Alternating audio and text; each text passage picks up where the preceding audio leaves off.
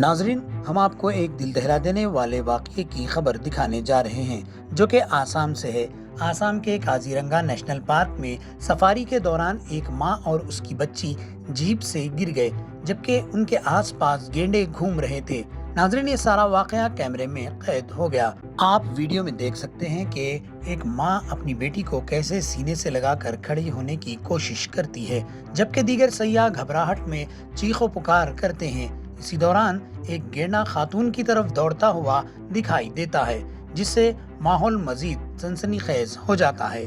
खुशकिस्मती से मौके पर मौजूद लोगों की फौरी मदद और खातून की हिम्मत ने एक बड़े हादसे को टाल दिया।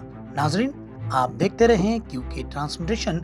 लाइक कीजिए, शेयर कीजिए और सब्सक्राइब करना ना भूलें।